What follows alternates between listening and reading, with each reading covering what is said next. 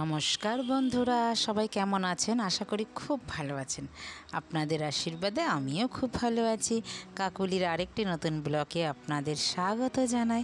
তো চলুন বন্ধুরা, আজকে আপনাদের নিয়ে চলে এসেছি কোথায় জানেন?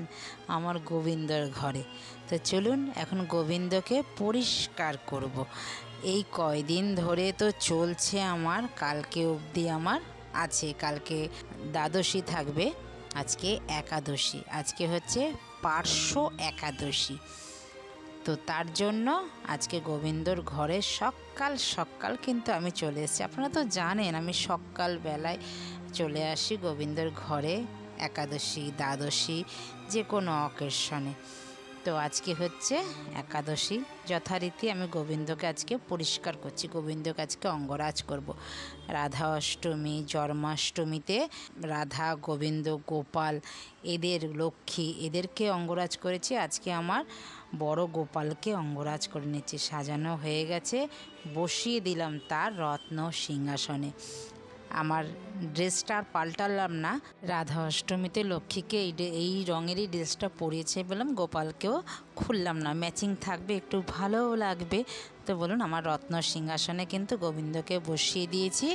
এবার চলুন তো একটু বাগানে যাই, বাগান থেকে কি পাই চলুন দেখি, দেখা যাক আজকে বাগানে কি পাওয়া যায়। চলুন বাগানে এসে বন্ধুরা কার কার ভালো লাগছে তাড়াতাড়ি আমাকে কমেন্টে জানান।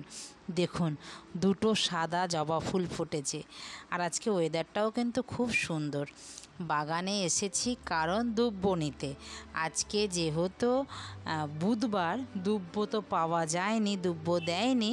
এখানে দেখুন অনেক কিন্তু বেদানা ফুলও ফুটেছে। আর আকাশটা দেখুন বন্ধুরা, ঝলমলিয়ে রোদ উঠেছে।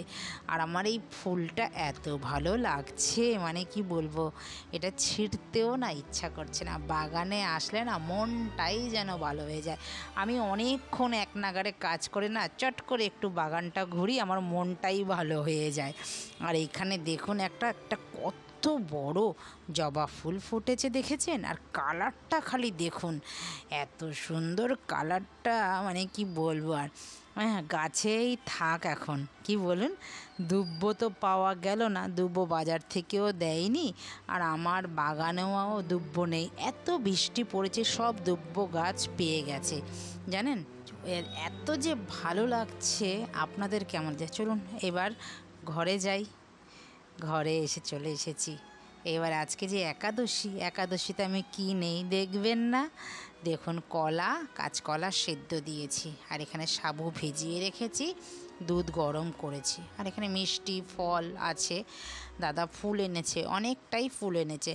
আর আপনারা তো জানেন আমাদের মায়ের বাড়িতে কিছু অসুবিধার ক্ষেত্রে আমি আমার মায়ের রাধা, গোবিন্দ, গোপালকে নিয়ে এসেছি, আমার সিংহাসনে বসিয়েছি।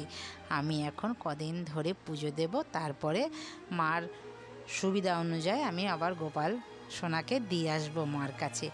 আপনাদের সাথে শেয়ার করলাম না, এই গোপাল কিন্তু আমার মুখে ভাতে বসিয়েছে, আমার মা প্রতিষ্ঠান করেছে। আমাদের আপনারা তো জানেন, প্রতিষ্ঠান করা ঠাকুর কখনো না খাইয়ে রাখতে নেই। গোপাল গোবিন্দ কখনো এক ঘরে খায় না, সব ঘরে ঘুরে ঘুরে খায়, এইটা আমাদের মনের ভুল ভ্রান্তি।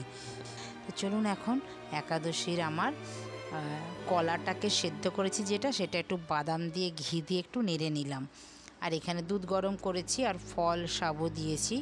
যেহেতু আমি ভোগটাই নেই, সকালে যদি সাবু নেই, বিকেলে এই কলা সেদ্ধটা আমি নেব, তার জন্য একসাথেই আমি গোবিন্দকে দিয়ে দিই, গোবিন্দ নিবেদন করে সেটাই আমি নেই। এখন এই ভোগ, সব ভোগ সাজিয়ে দিলাম।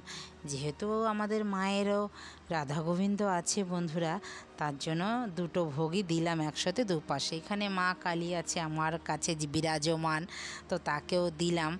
দিয়ে এইবার ঘর ঠর পরিষ্কার করা হয়ে গেল। এবার চলুন ভক্তি সহকারে পুজো দিতে থাকি। এবার আরতিও তো করতে হবে, যেহেতু আজকে দ্বাদশী।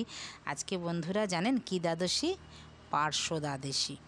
পার্শ্ব মানে পাশে। কে কে জানেন আমাকে জানাবেন। অনেকেই জানেন, যারা বৈষ্ণব মতে আছেন তারা জানেন। গোবিন্দ চারি যুগের চারিত অবতার এসেছেন গোবিন্দ। সত্যযুগে সত্যনারায়ণ ছিলেন, ত্রেতা যুগে ছিলেন রাম, দাপরে ছিলেন কৃষ্ণ, কলিতে হয়েছেন গৌরাঙ্গ। সেই যখন সত্যযুগে এই নারায়ণ জলের নিচে থাকতো, আপনারা জানেন, সেই সাপের মধ্যে পেঁচিয়ে, তখন 6 মাস গোবিন্দ শয়নে থাকতেন, 6 মাস জেগে থাকতেন। সেই 6 মাস পর যখন পাশ ঘুরেছে, তখনই এই পাশ ঘুরেছে যখন, সেই পার্শ্ব একাদশী, তাকেই বলা হয় পার্শ্ব একাদশী। আমি যদি যতটুকু জানলাম, আপনারা কেউ যদি জেনে থাকেন আমাকে কিন্তু কমেন্টে জানাবেন। ভুল বললাম না ঠিক বললাম সেটা কিন্তু জানাবেন। আমরা তো সবই বই পড়ে জানতে পারি। চলুন, হয়ে গেছে। আমি সব কিছু জ্বালিয়ে আরতি কিন্তু স্টার্ট করে দিয়েছি। আরতি আমার করছি।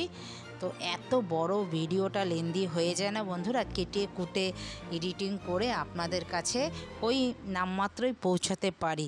পুরো ভিডিও দেখাতে গেলে বন্ধুরা অনেকটা সময়, আপনাদেরও ভালো লাগবে না।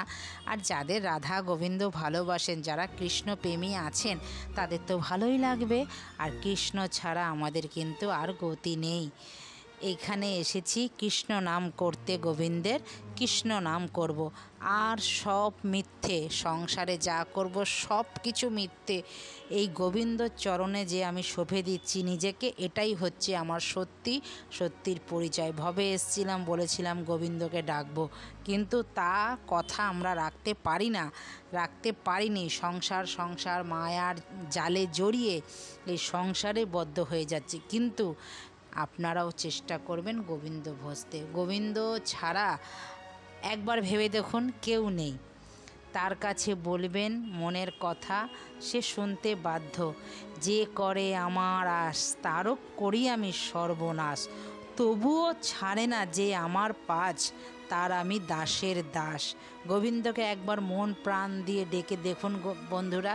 আপনার পাছ তুলসীর মালা আমরা কেন পড়ি? আমরা ভবে যখন এসেছি, তখন কিন্তু এই বলে এসেছি, তোমার চরণেই আমি থাকব। কিন্তু তা তো আমরা করি না। কিন্তু আমি যখন বৃদ্ধ হয়ে যাব, তখন আমি কৃষ্ণ নাম করতে পারবো না। জীর্ণ শীর্ণ দেহতে কখনো কৃষ্ণ নাম হয় না। দিন থাকতে দিনের কাজ করো। যেরকম কর্ম করবেন সেরকমই কর্মের ফল ভোগ করতে হবে এইখানে।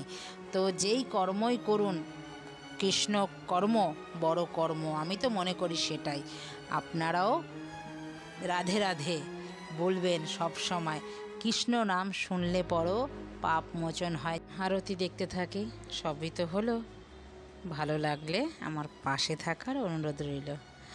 তুলসী কৃষ্ণ প্রেয়সী নাম নম। তুলসী কৃষ্ণ প্রেয়সী নাম নম। যে তোমার শরণ লয়, তাহার বাঞ্ছা পূর্ণ হয়। কৃপা করো মোরে, সেবায়াদি বৃন্দাবনবাসী। তুলসী কৃষ্ণ প্রেয়সী নাম নম। তুলসী কৃষ্ণ প্রেয়সী নাম নম। এই নিবেদন করি, সখীর অনুগত করি। এই নিবেদন করি, সখীর অনুগত করি। করো এবে বৃন্দাবনবাসী। তুলসী কৃষ্ণ প্রেয়সী নাম নম। তুলসী কৃষ্ণ প্রেয়সী নাম নম। হরে হরে কৃষ্ণ, রাধে রাধে রাধে। সবাইয়ের বলুন যাওয়ার আগে একবার রাধে রাধে। ভক্তি সহকারে পুজো সম্পূর্ণ করলাম। গোবিন্দ সবার যেন মঙ্গল করে। তো বন্ধুরা, ভিডিওটা আমি এখানেই রাখছি। দেখা হচ্ছে পরবর্তী ব্লগে। সবাই ভালো থাকবেন, সুস্থ থাকবেন। নমস্কার, টাটা।